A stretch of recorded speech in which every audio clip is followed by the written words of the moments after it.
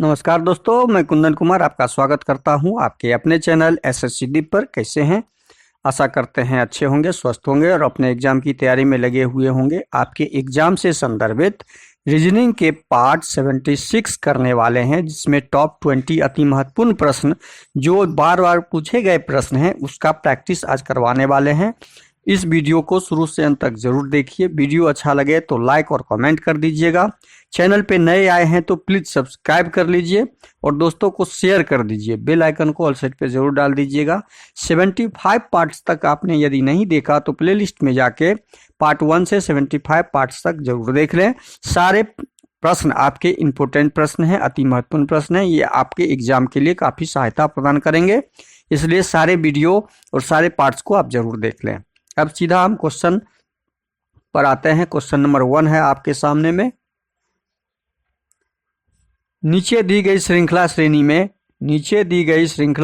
में प्रश्नवाचक चिन्ह के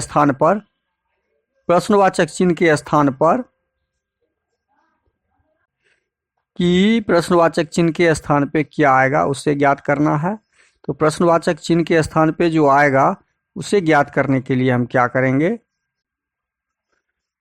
14 को 16 के साथ संबंध स्थापित करते हुए, 16 का 21 के साथ संबंध स्थापित करते हुए, 32 के साथ संबंध स्थापित करते हुए, 49 के साथ संबंध स्थापित करते हुए, 72 के साथ संबंध स्थापित करते हुए हमें प्रश्नवाचक चिन्ह का मान ज्ञात करना है। तो अब प्रश्नवाचक चिन्ह का मान कैसे ज्ञात करेंगे? प्रश्नवाचक चिन्ह का मान ज्ञात करने के लिए हम 14, 16 और पैटर्न ढूंढेंगे कि आखिर पैटर्न क्या लगा हुआ है। पैटर्न जो लगा हुआ है इसके साथ हमारा 14 में 2 जोड़ते हैं तो क्या प्राप्त होता है? 14 में जब हम 2 जोड़ते हैं तो 14 2 16 प्राप्त होता है। 2 जोड़ने से 16 में कितना जोड़ेंगे तो 21 प्राप्त होगा। 16 में 5 जोड़ने से तो 16 5 21 हो गया। 21 में कितना जोड़ेंगे 32 प्राप्त होगा। 21 में 9 जोड़ने से, 21 में कितना जोड़ने से 11 जोड़ने से 32 प्राप्त होगा। 32 में कितना जोड़ने से 49 प्राप्त होगा। तो 32 में हम 17 जोड़ेंगे तो हमारा 49 प्राप्त होगा। 49 में कितना जोड़ने से 72 प्राप्त होगा। तो 49 में 23 जोड़ने से हमारा 72 प्राप्त होगा। अब 72 में क्या जोड़ने से प्रश्नवाचक चिन्ह पे आएगा संख्या। अब पैटर्न हमें पहले ढूंढना है कि इसमें आखिर पैटर्न लगा हुआ क्या है। इसके साथ जो पैटर्न लगा हुआ है वह पैटर्न है ये 2 क्या है? अभाज्य संख्या है। ये 5 भी हमारा क्या है? अभाज्य संख्या। ये 11 भी हमारा अभाज्य संख्या। ये 17 भी हमारा अभाज्य संख्या। ये 23 भी अभाज्य संख्या। लेकिन 2 के बाद अगली अभाज्य संख्या 3 हो, उसके बाद 5, उसके बाद 7, उसके बाद जब हम अभाज्य संख्या लिखेंगे तो 7 के बाद 11 और 11 के बाद 13, 13 के बाद 17, 17 के बाद 23, 23 के बाद 29, 29 के बाद 31। अब यहाँ तक ही हम क्यों लिखे? क्योंकि यहाँ तक में ही हमारा आंसर निकल जाएगा। ये सारे अभाज्य संख्याएं हैं तो हम अभाज्य संख्या जोड़ के अगली सीरीज का संख्या प्राप्त कर रहे हैं। हम अभाज्य संख्या में अभाज्य संख्या को जोड़ के संख्याओं में अभाज्य संख्या जोड़ के तो हमने पहले किसको जोड़ा? 2 जोड़ा। उसके बाद किसको जोड़ा? 5 जोड़ा। उसके बाद हम किसको जोड़ा है? 11 जोड़ा है। देखिए यहाँ पे 11 जोड़ किए हैं। उसके बाद हम कितना संख्या को जोड़े हैं? 17 जोड़े हैं। उसके बाद 17 के बाद 19 भी एक अभाज्य संख्या है। यहाँ पे 19 आपका अभाज्य संख्या हो जाएगा। 17 के बाद हम फिर किसको जोड़े हैं? 23 को जोड़े हैं। 23 के बाद हम किसको जोड़ेंगे? अब अच्छा 23 के बाद हमें किसको जोड़ना है वो देखना। अब यहाँ पे हम क्या पैटर्न ढूंढ रहे हैं कि एक के बाद एक अभाज्य संख्या को हम हटाते हुए अगले अभाज्य संख्या को हम जोड़ रहे हैं। वही पैटर्न हम अगली जो प्रश्नवाचक चिन्ह के साथ लगा है उसके साथ लगाएंगे। इसका मतलब 23 के बाद जो 29 अभाज्य संख्या है, 29 अभाज्य संख्या को ना जोड़ के हम अगली अभाज्य संख्या किसको जोड़ेंगे? 31 को जोड़ेंगे। इसका मतलब हम इस 72 में किस संख्या को जोड़ेंगे? 31 को, और तब जाके हमारा आंसर प्राप्त होगा। जब 31 को जोड़ेंगे तो 2 1 3 7 3 10 103, हमारा आंसर क्या आ जाएगा? 103 आ जाएगा। हमने पैटर्न ढूंढा और आंसर ढूंढ लिया जो ऑप्शन ए में दिया हुआ है, तो 1 का सही आंसर हो जाएगा ऑप्शन ए। अगला प्रश्न आपका क्वेश्चन नंबर 2 है। क्वेश्चन नंबर 2 में दिया हुआ है निम्नलिखित श्रृंखला में प्रश्नवाचक चिन्ह के स्थान पे कौन सी संख्या आएगी? अब देखिए यहाँ 2 का 2 के साथ संबंध स्थापित करते हुए 4 का 8 के साथ, 8 के प्रश्नवाचक चिन्ह के साथ। अब जब 2 को 2 से करेंगे तो 2 एकम 2 हम कर सकते हैं बराबर 2, लेकिन 4 एकम 4 करने से हमारा 4 आ रहा है, यहाँ पे क्या आना चाहिए? 8। 4 को 2 से करते हैं तो 4 दूनी 8 मान लीजिए आ गया। तो 8 को हम 3 से गुना करेंगे तो 8, चूंकि 1 के बाद 2 से गुना किए तो 3 से करेंगे, कोई तो पैटर्न हमको ढूंढना होगा। 24 जो ऑप्शन में आपका कहीं नहीं दिया हुआ है, इसका मतलब हमारा यह पैटर्न वर्क नहीं कर रहा है। तो हम अब अगला पैटर्न पे ध्यान देंगे। अगला पैटर्न क्या देखेंगे कि 2 के साथ क्या किया गया कि 2 फिर इसके साथ संबंधित या पैटर्न कुछ लगा हुआ है। तो 2 को हम क्या करेंगे? 2 भागा 2 कर देते हैं यदि, तो हमारा, अच्छा यहाँ पे ही कर लेते हैं, 2 भागा 2 कर लें इसको, तो हमें 2 प्राप्त होता है, 1 प्राप्त होता है। हमें कितना प्राप्त होता है? 1 प्राप्त होता है, 1 प्राप्त होता है। और जब 1 प्राप्त होता है, 1 में 2 से गुना कर दिए, फिर इसी संख्या को हम गुना कर दिए, तो हमारा यह संख्या प्राप्त हो गया। अब हम 4 वाले में भी यही लगा के देखेंगे। 4 8 में, 4 8 में जब हम ये लगाएंगे तो 4 में 2 से भाग लगाएंगे, तो हमारा कितना आ गया? 2 आ गया। और 2 में किससे गुना करेंगे? 4 से ही गुना करेंगे, तो हमारा 8 आ गया। देखिए ये 8 आ गया, 8 आ गया। अब इस यही पैटर्न हम इस 8 वाले में लगाएंगे। 8 वाले में जब पैटर्न लगाएंगे तो 8 को 2 से भाग लगाएंगे, तो 2 से जब भाग लगाएंगे तो 4 आएगा। और गुना किससे करेंगे? यही स्वयं संख्या से हम इसको गुना कर देंगे। जब सेम पैटर्न इस सारे में लगा, इसमें भी लगाएंगे, तो हमारा यहाँ प्रश्नवाचक चिन्ह पे 32 आंसर आएगा। प्रश्नवाचक चिन्ह पे हमारा कौन सा संख्या आ जाएगा? 32 आ जाएगा, जो ऑप्शन ए में दिया हुआ है। जो कहाँ पे दिया हुआ है? तो इस प्रश्न का सही आंसर क्या हो जाएगा? ऑप्शन ए हो जाएगा। अगला प्रश्न आपका है क्वेश्चन नंबर 3। क्वेश्चन नंबर 3 में दिया हुआ है कौन से बेन आरेख निम्नलिखित वर्गों को सही निरूपित करता है? हवा महल शब्द और जयपुर और राजस्थान सब एक राजस्थान से ही संबंधित है। तो हम क्या करेंगे? राजस्थान के अंदर, चूंकि राजस्थान एक राज्य है, तो ये राजस्थान हो गया। हम राजस्थान का जब बनाएंगे डायग्राम, तो राजस्थान का हमने डायग्राम बना लिया, तो राजस्थान की राजधानी जयपुर है, तो जयपुर राजस्थान के अंदर आ जाएगा। ये जयपुर हो गया। ये जयपुर जब हो जाएगा तो जयपुर के अंदर ही तो हवा महल है, जयपुर के अंदर ही हवा महल है, हवा महल। तो हम जब डायग्राम बनाएंगे तो हमारा डायग्राम क्लियर हो गया कि राजस्थान के अंदर जयपुर, जयपुर के अंदर हवा महल। यह ऑप्शन आपका कहाँ पे दिया हुआ है? यह ऑप्शन आपका ऑप्शन में कहीं नहीं दिख रहा है, तो इसका मतलब टाइपिंग मिस्टेक है। टाइपिंग मिस्टेक है तो हम ये हमारा ऑप्शन बी को हम काट के इसको हम बी बना देते हैं, तो हमारा ऑप्शन बी सही हो जाएगा। कौन सा ऑप्शन? ऑप्शन बी सही हो जाएगा। अगला प्रश्न है क्वेश्चन नंबर 4। क्वेश्चन नंबर 4 देखिए, एक निश्चित कूट भाषा में SUBTLE को 40 UMF के रूप में लिखा जाता है, हैंगर को 90 HFS के रूप में लिखा जाता है। तो उसी कूट भाषा में क्लॉथ, देखिए क्या किया है, SUBTLE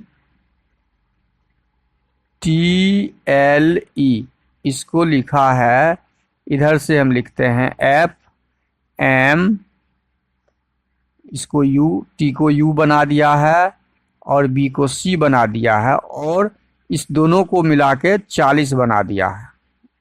अब देखिए संबंध है, इस दोनों को मिला के क्या बना दिया है, ये 40 बना दिया है। मतलब एस होता है 19 नंबर पे, यू होता है 21 नंबर पे, और जब 21 और यू 19 को हम जोड़ते हैं तो हमें 40 प्राप्त होता है। तो शुरू के दो अक्षरों को जोड़ के, स्थानीय मान को जोड़ के 40 यहाँ पे कोडिंग कर दिया, कोड डाल दिया।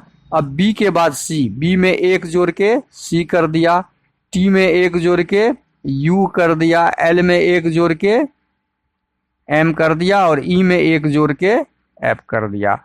तो यही क्या, यही पैटर्न हैंगर के साथ लगा हुआ। अब हैंगर के साथ हम चेक कर लेते हैं। HANGER, हैंगर के साथ हम यदि चेक करते हैं तो इसका कोड इधर से लिखेंगे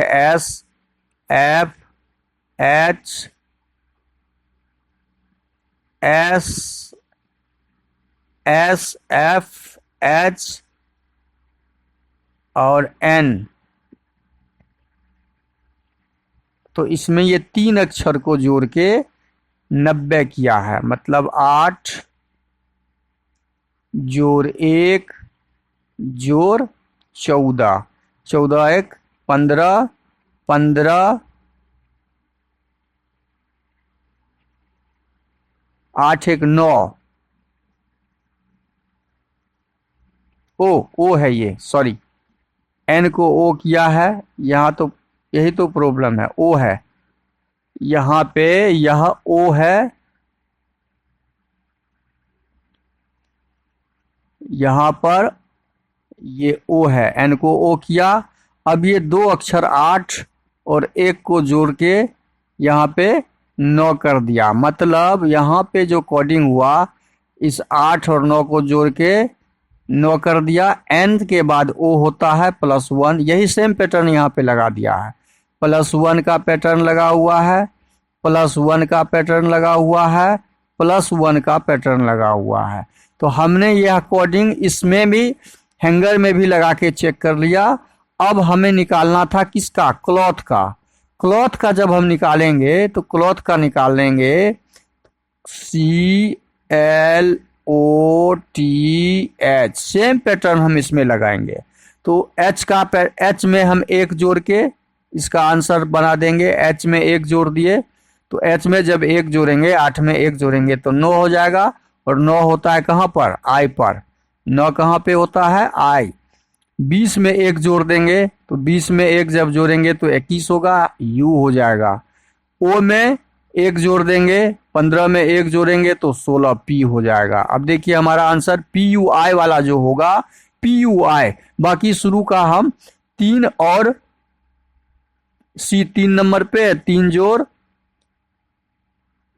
12, L12, इस दोनों को जोड़ने से जो हमें प्राप्त हुआ वो 15 प्राप्त हुआ। 15 PUI जो ऑप्शन ए में दिया हुआ है। तो क्वेश्चन नंबर 4 का हमारा कोड 15 PUI निकलेगा, जो सही आंसर होगा।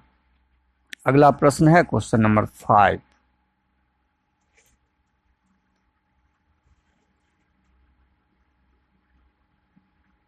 मेरे लिए मेरे पिता की पत्नी के ससुर का इकलौता पुत्र कौन है। क्वेश्चन नंबर 5 को सही से समझिए। मेरे लिए मेरे पिता की पत्नी, क्वेश्चन नंबर 5, मेरे लिए मेरे पिता की पत्नी, तो मेरे लिए हो जाएगा मेरे पिता। मान लीजिए सेल्फ यू हो गया, यू इनके पिता, मेरे पिता की पत्नी, मेरे पिता की पत्नी, यू का माँ हुआ, के ससुर, के ससुर हो गया दादाजी, यू का दादाजी हो गया। का इकलौता पुत्र कौन है, का इकलौता पुत्र, और इसके साथ संबंध स्थापित करना है। तो इस यू का इकलौता पुत्र कौन है, पिताजी है। यू का इकलौता पुत्र कौन हो गया, इसका इकलौता पुत्र यू है। समझिए, इस पिताजी का इकलौता पुत्र ये पिता है और इस यू का पिताजी ये है। तो यू का कौन लगा? पिता। बस यही तो आंसर ढूंढना था। तो क्वेश्चन नंबर 5 का सही आंसर ऑप्शन सी हो जाएगा। अब क्वेश्चन नंबर 6 देखते हैं। क्वेश्चन नंबर 6 में दिया हुआ है ए प्लस बी का अर्थ ए बी की बहन, ए गुना बी का अर्थ ए पत्नी है बी की, ए भागा बी का अर्थ ए पिता है बी का, ए घटाओ बी का अर्थ ए भाई है बी का। तो टी बेटी है पी की। यहाँ पे हमें ज्ञात करना है टी क्या है? बेटी है। किसका? पी का। टी बेटी है का मतलब हुआ टी लड़की है, टी लड़की है। अब इस फार्मूला में हमें लड़की को ढूंढना है कि लड़की किस फार्मूला में इंगित हो रहा है। पहले हम लड़की ढूंढ लेंगे। टी का मतलब लड़की किस में निकल रहा है। तो अब ऑप्शन हम डी को देखते हैं या ऑप्शन ए को ही देखते हैं। ऑप्शन ए में क्या दिया हुआ है? एस टी यहाँ पे दिया हुआ है। एस माइनस टी का मतलब है, एस माइनस टी का मतलब है, तो माइनस वाला हम यहाँ देखेंगे कि ए माइनस बी का मतलब यहाँ क्या दिया हुआ है?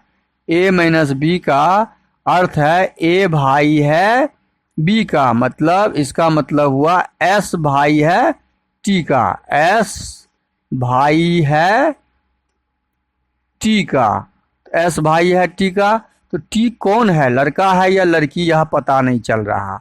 यह लड़का है या लड़की यह पता नहीं चल रहा। तो यह ऑप्शन हमारा संभव नहीं है। अब हम ऑप्शन बी को देखते हैं। T plus S, T plus S का मतलब क्या दिया हुआ है यहाँ पे?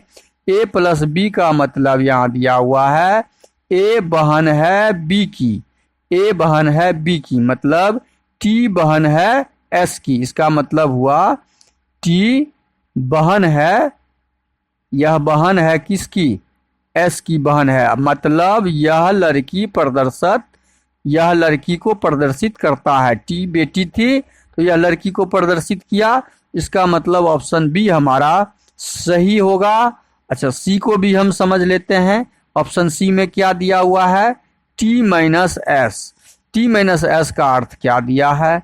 ए माइनस बी का अर्थ है ए भाई है बी का, मतलब इसका मतलब हुआ टी भाई है। इसका मतलब प्रश्न के अनुसार निकालेंगे टी भाई है एस का।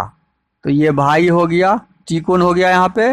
भाई। लेकिन यहाँ टी कौन है? लड़की है। तो ऑप्शन सी यहाँ पे नहीं होगा। अब ऑप्शन डी को चेक कर लेते हैं। ऑप्शन डी एस और टी को लेते हैं। एस और एस प्लस टी को यदि लेंगे, प्लस वाले में क्या दिया है? ए बहन है बी की, ए मतलब एस बहन है टी की बहन है एस। तो बहन यहाँ पे कौन हो गया? एस। और टी के बारे में लड़का है या लड़की, इस एस प्लस टी से पता नहीं चल रहा है। तो इसलिए ऑप्शन डी भी हमारा संभव नहीं है। तो हमारा आंसर बचा क्या? हमारा आंसर ऑप्शन बी बचा। तो ऑप्शन बी हमारा सही आंसर हो जाएगा। तो इस प्रश्न का सही आंसर ऑप्शन बी हो जाएगा। अब हम अगला क्वेश्चन देखते हैं। Question number 7। एक निश्चित तर्क के अनुसार 17 को 52 से संबंधित किया गया, 42 को 127 से संबंधित किया गया। तो इसमें क्या किया गया? 17 को 52 कैसे बनाया? तो 17 तिया 51, जोड़ 1 कर देंगे तो 52 हो जाएगा। 42 को 127 कैसे बनाया? इसको भी ऐसे देखते हैं, यही पैटर्न लगा के। 42 गुना 3, 3 दूनी 6, 4 तिया 12, 126 और जोड़ 1 कर देते हैं तो 127 हो जा रहा है। बस यही फार्मूला हम 29 के साथ लगा देंगे। 29 गुना 3 और जोड़ 1 कर देंगे, हमारा वही 9 तिये 27, 3 दूनी 6, 2 8, 87 में 1 जोड़ देंगे तो हमारा 88 हो जाएगा। हमारा आंसर क्या आ गया? 88 आ गया, जो ऑप्शन बी में दिया हुआ है। तो क्वेश्चन नंबर 7 का सही आंसर ऑप्शन बी हो जाएगा। अगला प्रश्न हो जाएगा हमारा क्वेश्चन नंबर 8। क्वेश्चन नंबर 8 में देखिए क्या दिया है। निम्नलिखित दिए गए समीकरण को संतुलित करने के लिए अंकों को स्थान में परिवर्तित करना है और जोड़ को घटाओ, घटाओ को जोड़ के हिसाब से परिवर्तित करना है। तो अब हम यहाँ पे क्या करेंगे कि ऑप्शन ए को ही देखते हैं। ऑप्शन ए से पहले हम बाकी ऑप्शन को चेक कर लेते हैं। डी से लेते हैं। डी का मतलब है 2 को हमको 18 में बदलना है, तो पहले 2 को 18 में बदलना है। 2 कहाँ पर है? यहाँ। 2 के जगह पे क्या हो जाएगा? 18 हो जाएगा, और 18 के जगह 2 हो जाएगा। 18 के जगह क्या हो जाएगा? 2 हो जाएगा। अब जोड़ के जगह गुना, और गुना के जगह जोड़ हो जाएगा। अब पहले हम यहाँ ही देख लेते हैं, भाग में यहाँ पे कोई चेंजिंग नहीं है, तो 2 भागा 3, क्या यह ऑप्शन डी हम यदि रखें तो 2 में 3 से भाग लगेगा? तो 2 में 3 से भाग लगेगा ही नहीं, तो हमारा ऑप्शन डी यहाँ पे ही कट गया। हमारा ऑप्शन डी यहाँ संभव ही नहीं हो पाएगा। अब हम क्या करेंगे? ऑप्शन डी जब हमारा नहीं होगा तो हम कौन सा ऑप्शन देखेंगे? हम देखेंगे ऑप्शन सी को। ऑप्शन सी देखेंगे। ऑप्शन सी में क्या हो रहा है?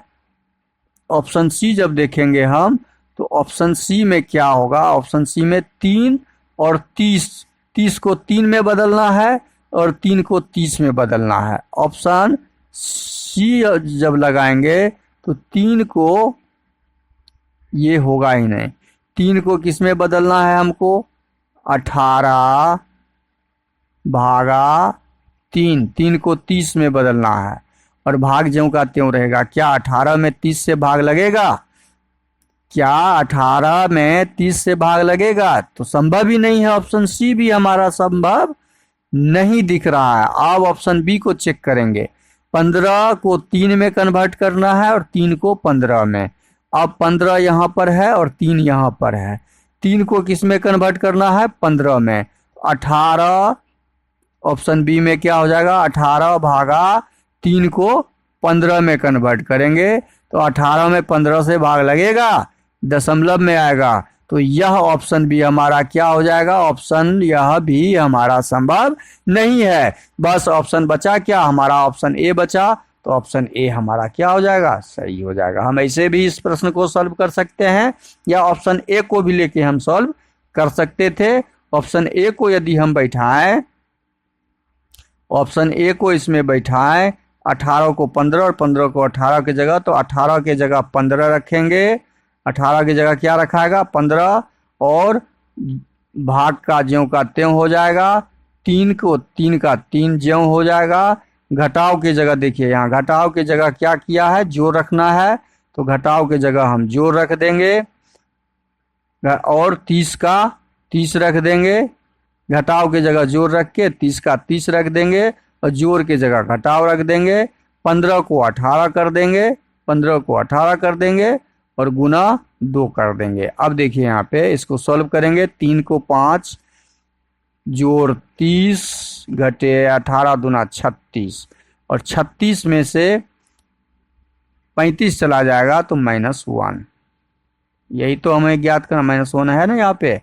तो यह हमारा ऑप्शन ए सही है इस समीकरण के लिए। तो क्वेश्चन नंबर 8 का सही आंसर ऑप्शन ए हो जाएगा। अगला प्रश्न है क्वेश्चन नंबर 9। क्वेश्चन नंबर 9 को देखिए क्या दिया है। उस विकल्प को चयन कीजिए जो नीचे दिए गए शब्दों को सजाने से प्राप्त होगा। देखिए अब सब इस तरह के शब्द में कॉमन शब्द को ध्यान में रखना है। कॉमन शब्द कौन सा है? SPI।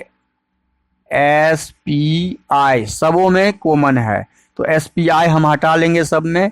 SPI सब में हट जाएगा। SPI सब में हट जाएगा। SPI सब में हटा दिए हम। अब हम देखेंगे कि इसमें N बचा हुआ है, इसमें N, इसमें N, इसमें N और इसमें I। अब ये 3 को कॉमन है N का, और इसमें K। तो K N से पहले आता है कि बाद में? तो K पहले आएगा। तो K पहले आएगा तो हमारा पहला सबसे पहला अक्षर 6 नंबर आएगा। तो 6 नंबर वाला हमारा ऑप्शन डी और ऑप्शन सी है। ऑप्शन बी हमारा हट गया, ऑप्शन ए हमारा यहाँ से कट गया। अब बचा अगला संख्या। अब अगला संख्या क्या, कौन सा अगला पद कौन सा आएगा? तो वो कैसे, जब 6 नंबर हट गया तो अब यहाँ बचा हमारा I आई और एन में पहले कौन सा आएगा? आई और एन में पहले आई वाला आएगा, इसका मतलब है एस पी आई, नहीं यहाँ पे आर है, यहाँ पे क्या है? आर और एन में पहले कौन सा आएगा? तो आर और एन में पहले कौन सा आएगा वो अब ज्ञात करना होगा। यहाँ पे आर है तो आर एन के बाद आता है, तो अब इस तीनों एन वाले में हम तीनों एन को कॉमन कर लेंगे। N N N N N के बाद हमारा यहाँ पे ई वाला पहले आएगा। इसमें टोटल ई वाला पहले आएगा, नहीं ए वाला पहले आएगा। पहले ई से पहले क्या आता है? ई से पहले हमारा कौन सा अक्षर आएगा? ए आएगा। यहाँ पे ए है तो ए 6 के बाद तीन क्रम जो है हमारा उसके बाद आएगा। अब 6 के बाद 3 वाला कौन है? तो ऑप्शन डी है, तो ऑप्शन सी भी कट गया। हमारा सही आंसर क्या हो जाएगा? ऑप्शन डी हो जाएगा। बस आगे हम परीक्षा में इसके बाद हम नहीं याद करेंगे, परीक्षा में हम अगले क्वेश्चन पे बढ़ जाएंगे। अब अगला प्रश्न क्वेश्चन नंबर 10 है। क्वेश्चन नंबर 10 देखिए, एक निश्चित कूट भाषा में ड्राइवर को JSETGX के रूप में लिखा जाता है। ड्रैगिंग को, अच्छा ड्राइवर को किसके रूप में लिखा? DRIVER। ड्राइवर को कन्वर्ट किया है ये JSETGX में। अब डी को जे में कन्वर्ट किया, 4 नंबर डी होता है और 9, तो 4 और 10 में 6 का अंतर है। 18 और 19 ये 1 का अंतर है। ये कोई पैटर्न यहाँ जोड़ का नहीं लगा हुआ है, घटाव का नहीं लगा हुआ है। अब यहाँ पे पैटर्न आखिर लगा हुआ क्या है? हम 1 2 अक्षर 2 2 6 अक्षर है, दोनों को क्रॉस करके देखते हैं। डी और एस को एस के एक साथ रिलेट करेंगे तो इससे भी कुछ नहीं पता चल रहा है, लेकिन 3 अक्षर को यदि लेते हैं तो हमें पता चल रहा है कि डी ई में कन्वर्ट किया, 4 नंबर ये और ये 5 नंबर, मतलब +1 करके। आई को जे में कन्वर्ट किया +1 करके और आर को एस में कन्वर्ट किया +1 करके। मतलब 3 लेटर जो है, 3 अक्षर आपस में क्रॉस होके एक प्लस अक्षर करके अपना कोड बनाया है। यही भी को देखेंगे, भी 2 अक्षर को प्लस किया है। भी आर एस टी यहाँ भी 2 अक्षर प्लस किया। ई एफ जी यहाँ भी 2 अक्षर, मतलब शुरू का 3 लेटर +1 और बाद के 3 लेटर +2 का पैटर्न बनाया है क्रॉस में। अब उसी प्रकार हम चेक करेंगे किसका? DURIN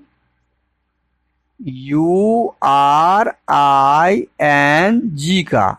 क्या यही पैटर्न इसमें लगा हुआ है? आर यहाँ पे पैटर्न लगा हुआ है। पहले इसका कोड हम लिखेंगे। कोड क्या दिया हुआ है?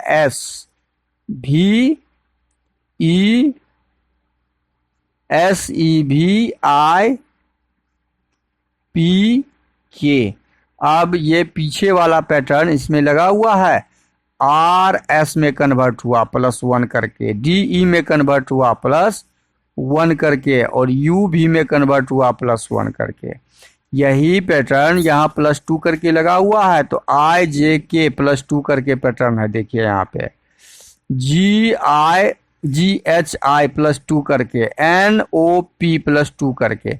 तो मतलब अगले 3 अक्षर +1 करके क्रॉस किया है अपने आप को स्थान परिवर्तन, और अगले बाद के 3 अक्षर +2 करके। तो यही हम डॉलर के साथ ज्ञात करेंगे। किसके साथ?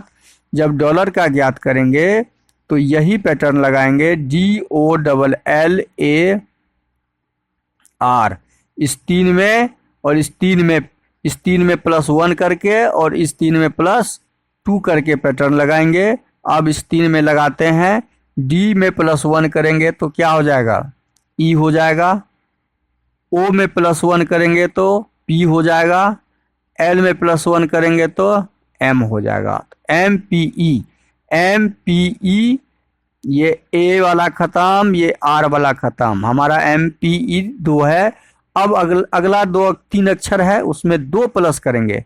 इसमें 1 प्लस किए हैं, इसमें 2 प्लस करेंगे, तो एल में 2 जोड़ेंगे तो क्या हो जाएगा 14, और 14 कहाँ पे होता है एन में। ए में 1 2 जोड़ेंगे तो 3 सी हो जाएगा, और आर में 2 जोड़ेंगे 18 2 20 हो जाएगा, जो टी होता है T C N. T C N जो ऑप्शन डी में दिया हुआ है, तो हमारा 10 नंबर प्रश्न का सही आंसर क्या हो जाएगा ऑप्शन डी हो जाएगा। यहाँ पे +1 और यहाँ पे +2 का पैटर्न हमने बना के उस बाकी पैटर्न के हिसाब से हमने डॉलर का कोडिंग कर लिया। अब अगला प्रश्न है क्वेश्चन नंबर 11। निम्नलिखित में कौन सा पद दी गई श्रृंखला में प्रश्न चिन्ह के स्थान पे आएगा। यहाँ प्रश्न चिन्ह के स्थान पे कौन सा पद आएगा। अब देखिए इसमें 5 नंबर 2 7 नंबर, इसमें +2 का है पैटर्न, 7 2 9, यहाँ भी +2 का पैटर्न लगा हुआ है, तो यही पैटर्न इसके साथ लगा हुआ होगा, यही पैटर्न इसके साथ लगा हुआ है। इसका मतलब है 7 2 9 और 9 2 11, 11 का मतलब हो गया के। प्रश्नवाचक चिन्ह के स्थान पे के वाला आएगा, एल वाला खत्म, ये ए सी ऑप्शन होगा ही नहीं। अब हमारा ए दूसरा लेटर देखते हैं, दूसरा लेटर में क्या संबंध है। P 16 और N 14 मतलब -2 किया है, -2 तो 12 में -2 करेंगे तो क्या हो जाएगा, 12 में -2 करेंगे तो 10 हो जाएगा, 10 होता है जे नंबर पे, तो जे वाला हमारा अक्षर जो होगा वो ऑप्शन बी में दिया हुआ है, तो हमारा के जे से शुरू होने वाला अक्षर ऑप्शन बी में है, और वो 11 नंबर प्रश्न का सही आंसर हो जाएगा। अगला प्रश्न क्वेश्चन नंबर 12 है। क्वेश्चन नंबर 1 ही पासे की 2 अलग अलग स्थिति को दर्शाया है। पासा में हमेशा ध्यान रखिए, पासा 2 तरह के होते हैं, मानक पासा और सामान्य पासा। बस ये पासा आपको ज्ञात होना चाहिए। मानक पासा जो घर में हम लोग लूडो खेलते हैं, वो छक्के जो होते हैं वो मानक पासा कहलाते हैं, क्योंकि उसके 6 के विपरीत हमेशा 1 होता है, ये हमेशा ध्यान रखिए, और 1 के विपरीत हमेशा 6, 2 के विपरीत हमेशा इसका हम ज्ञात कर सकते हैं 5 होता है। लेकिन सामान्य पासा में विपरीत की संख्या हमें जब तक कॉमन संख्या नहीं प्राप्त होगा हम नहीं ज्ञात कर सकते हैं। तो सामान्य पासा ज्ञात करने का आसान तरीका, सामने वाले फलक कोई भी 2 फलक को जोड़ने से 7 प्राप्त होना चाहिए। अब यहाँ 3 है और यहाँ 4 है, जब जोड़ेंगे तो 7 होगा, जब इस दोनों को जोड़ेंगे तो 7 प्राप्त होगा। इसका मतलब यह पासा क्या है, हमारा सामान्य पासा है। यह पासा कौन सा पासा है, और सामान्य पासा जब भी जैसे ही हो तो हम क्या ज्ञात करते हैं, कॉमन संख्या ज्ञात करते हैं। पासा 1 और पासा 2 का कॉमन संख्या ज्ञात करते हैं। पासा 1 में कॉमन कौन सा है, और 1 में 1 है, 2 में भी 1 है, तो 1 1। अब देखिए यहाँ दूसरा क्या मिल रहा है, 3 और 3, दूसरा 3 और 3 मिल रहा है। जब 1 1 मिल रहा है तो 3 3 मिल रहा है, 3 3 मिल रहा है, तो बचा क्या, हमें 5 वाले फलक के विपरीत ज्ञात करना था, जो बचा वही उसका विपरीत हो जाएगा। जब 2 कॉमन मिल जाए तो 5 का विपरीत 4 हो जाएगा, यहाँ 5 का विपरीत क्या हो जाएगा 4 हो जाएगा, और यही इसका आंसर है। तो ऑप्शन डी 12 नंबर प्रश्न का सही आंसर हो जाएगा। जब 2 कॉमन आपके सामने पासे में आ जाए तो बहुत आसान है, तीसरा ठीक उसके अपने विपरीत होते हैं। 4 का विपरीत 5, तो 5 का विपरीत 4 आंसर हो जाएगा। अगला प्रश्न है क्वेश्चन नंबर 13 नंबर प्रश्न देखिए। नीचे दिए गए प्रसार चित्र दिया हुआ है, इसे मोड़ कर 4 विकल्पों में से कौन सा विकल्प होगा ज्ञात करना है। अब इसको ज्ञात करने के लिए बहुत आसान तरीका है। आर का विपरीत कौन सा होगा, तो 1 के बाद, क्योंकि आर में लगा हुआ है ये सी का भाग, ये बी का कॉर्नर भी लगा हुआ है, तो ये दोनों तो संभव ही नहीं है। तो आर का विपरीत हो जाएगा ये ओ, आर के विपरीत एक ओ हो जाएगा। आर का विपरीत जब हम ज्ञात कर लिए तो बी का विपरीत कौन हो जाएगा, बी का विपरीत हो जाएगा आपका, बी का विपरीत डब्लू हो जाएगा, क्योंकि बी में ये ओ सटा हुआ है वाई, लेकिन डब्लू सटा हुआ नहीं है। इसी प्रकार जी का विपरीत कौन हो जाएगा, तो जी का विपरीत हो जाएगा वाई, जी का विपरीत कौन हो जाएगा, वाई हो जाएगा। हम तीनों का विपरीत कर दिए, जो जिसके विपरीत होंगे वो सामने वाले फलक पे नहीं होंगे, क्योंकि यदि ए विपरीत बी का है तो ए दिखेगा या बी दिखेगा। जब हम फलक कोई छक्के रखेंगे तो उसमें ए दिखेगा तो बी नहीं दिखेगा, बी दिखेगा तो ए नहीं दिखेगा, क्योंकि ये ठीक इसके विपरीत नीचे के भाग में होते हैं विपरीत, तो ये कोई दोनों में से एक ही दिखेगा। अब इसी आधार पे हम पहले यहाँ लिख लेते हैं आर का विपरीत कौन सा हो गया, ओ हो गया, आर का विपरीत ओ हो गया, बी का विपरीत कौन हो जाएगा, ऐसे आइए डब्लू हो गया, और जी का विपरीत कौन हो गया, वाई हो गया, जी के विपरीत में वाई हो गया। अब इसका मतलब है ये आमने सामने विपरीत है, ये दिखेंगे तो ये नहीं, ये दिखेंगे तो ये नहीं, ये दिखेंगे तो ये नहीं। अब हम ऑप्शन से ढूंढेंगे कि कौन सा ऑप्शन सही दिख रहा है, तो जी और वाई दिख रहा है दोनों, जी, जबकि जी और वाई यहाँ पे ठीक विपरीत है, तो विपरीत वाला आमने सामने दिखेगा ही नहीं, ठीक जी के पीछे वाई होना चाहिए या ठीक वाई के पीछे जी होगा। तो ऑप्शन ए तो यहाँ पे ही कट गया। अब ऑप्शन बी में देखते हैं, बी डब्लू, बी डब्लू यहाँ पे दिया हुआ है, बी और डब्लू जो आमने सामने दिखा रहा है, ये विपरीत है, विपरीत है इसका मतलब ये ठीक पीछे होगा, तो ऑप्शन बी भी कट जाएगा। ऑप्शन सी में देखते हैं R G, R B, R W, option C इसका सही होगा, क्योंकि सब ये जितने भी अक्षर हैं ये सारे अलग अलग अक्षर हैं, ये आपके अपने विपरीत में कहीं नहीं दिख रहे हैं। डी भी मैच कर लेते हैं, जी और बी, आप जी और वाई, जी वाई यहाँ पे दिया हुआ है विपरीत है, तो डी भी संभव नहीं है। तो इस प्रश्न का सही आंसर क्या हो जाएगा, ऑप्शन सी हो जाएगा। अगला प्रश्न है क्वेश्चन नंबर 14, दर्पण को दाईं ओर रखे जाने पर, अच्छा दर्पण यहाँ दिया नहीं है तो दर्पण हम बना देते हैं, ये दर्पण हो गया, यहाँ दाईं तरफ दर्पण है, तो ये इधर चित्र क्या बन जाएगा, चित्र यहाँ डॉलर है तो डॉलर इधर ऐसे बना हुआ है तो इधर से ऐसे बन जाएगा ये डॉलर, और ये डॉलर हमको कहाँ दिख रहा है, ये सीधा डॉलर दिख रहा है यहाँ पे, तो ये संभव नहीं है। ये सीधा डॉलर यहाँ पे दिख रहा है,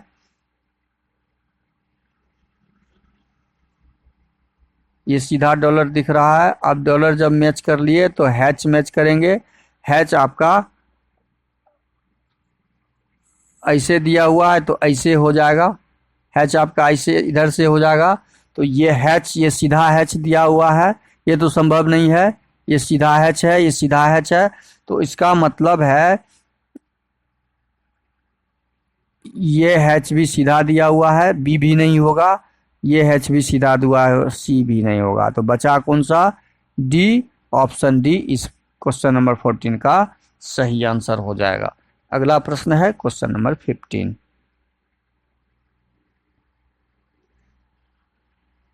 निम्नलिखित विकल्पों में से उस आकृति का चयन करें जिसमें दी गई आकृति निहित है। अब निहित है, कहाँ पे निहित है, इसमें तो संभव भी नहीं है कहीं, यहाँ भी, इसमें भी ये इस प्रकार की आकृति है, इस प्रकार की आकृति इसमें कहीं दिख नहीं रहा, इसमें भी संभव नहीं है, तो इस प्रकार की आकृति यहाँ पे दिख रहा है, ये आकृति आपका, तो ऑप्शन सी हो जाएगा इसमें 15 नंबर प्रश्न का सही आंसर। अगला प्रश्न है क्वेश्चन नंबर 16,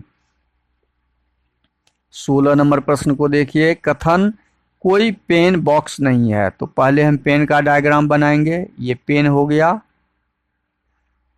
तो अब है कोई पेन बॉक्स नहीं है, कोई भी पेन ऐसा है जो बॉक्स नहीं है, ये बॉक्स हो गया, ये बॉक्स हो गया और नहीं है का मार्किंग कर दिए। कुछ पेन खरिया है, कुछ पेन जो है, कुछ पेन खरिया है, खरिया लिख दिए।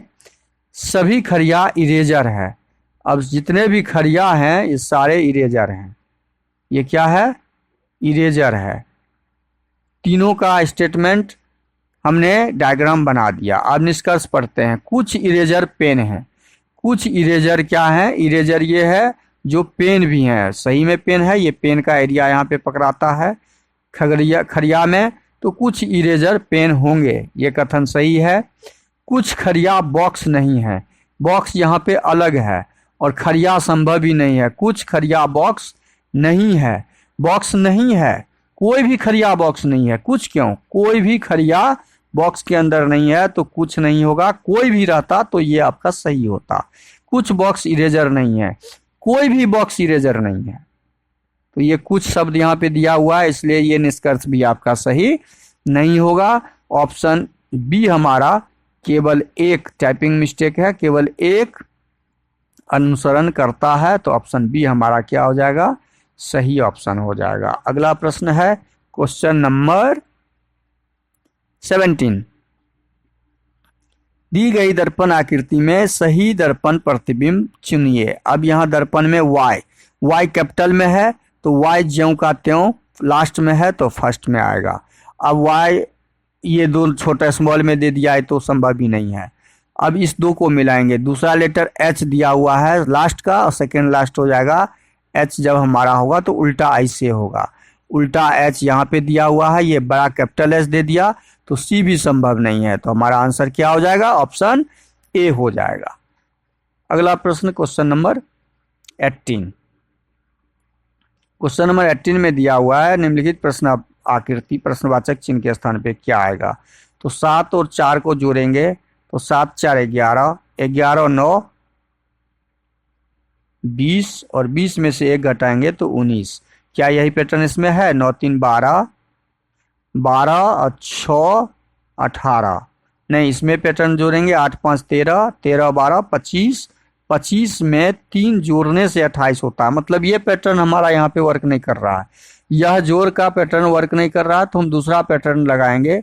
दूसरा पैटर्न क्या लगेगा इसमें, 7 चौके 28 और 28 में से 9 घटाएंगे तो हमारा 19 आना चाहिए। 28 में से 9 घटाएंगे, अब इसको क्या करेंगे, इसमें 7 गुने 4 करेंगे 28 और 28 में से 9 घटा देंगे तो हमारा 19 आ रहा है, ये बीच का आ जा रहा है। इसी प्रकार हम इसको करके देखेंगे, क्या यह पैटर्न इसमें लगा हुआ है। 8 गुना 5, 8 पंचे 40 में से 12 घटाएंगे तो हमारा 28 आ जा रहा है। ठीक है, यह पैटर्न यहाँ पे लगा हुआ है, तो सेम पैटर्न हम इसमें लगा देंगे इसके साथ। तो यही पैटर्न जब इसके साथ हम यहाँ लगाएंगे तो 9 गुना 3 27 और 27 में 6 को घटा देंगे तो 21 आएगा, जो ऑप्शन डी में दिया हुआ है। तो इस प्रश्न का सही आंसर क्या हो जाएगा, ऑप्शन डी हो जाएगा। 19 नंबर प्रश्न को देखते हैं। क्वेश्चन नंबर 19 देखिए, निम्नलिखित प्रश्न आकृति में त्रिभुज की संख्या ज्ञात करें। त्रिभुज की संख्या ज्ञात करने के लिए हम इसका मार्किंग करेंगे। वर्ग के अंदर जितने त्रिभुज होते हैं उतने खंड के गुने होते हैं 2 से। 6 खंड तो 6 गुना 2 12 त्रिभुज। 12 त्रिभुज तो इस आयत के वर्ग के अंदर प्राप्त हो गया, इस वर्ग के अंदर 12 त्रिभुज। अब वर्ग के बाहर 1 और 2 तो 3 त्रिभुज यहाँ, 1 और 2 3 त्रिभुज यहाँ, 1 और 2 3 त्रिभुज यहाँ, 1 और 2 मतलब 3 3 3 3 चौके 12 त्रिभुज ये भी हो गया, तो 24 त्रिभुज हो गया। कुल कितना त्रिभुज हो गया, 24 हो गया। अब बचा कौन सा त्रिभुज, एक त्रिभुज यहाँ पे है 24, 1 25 और एक त्रिभुज ये 26। इस त्रिभुज का 2 त्रिभुज और इस त्रिभुज का 2 त्रिभुज, 26 1 27 और एक त्रिभुज यहाँ 28, मतलब 2 त्रिभुज यहाँ, तो 24 4 28। कुल हमारा इस आकृति में 28 त्रिभुज हैं, जो ऑप्शन बी में दिया हुआ है। तो 19 नंबर प्रश्न का सही आंसर ऑप्शन बी हो जाएगा। अगला प्रश्न है क्वेश्चन नंबर 20। नीचे दिए हुए विकल्प से संबंधित शब्द को चुनिए। पहिया का संबंध काट के साथ है तो नीब का संबंध कलम के साथ होगा। जिस तरह काट से पहिया बनता है तो नीब किसके लिए बनता है, कलम के लिए काट मीन्स बैलगाड़ी का जो काट होता है वो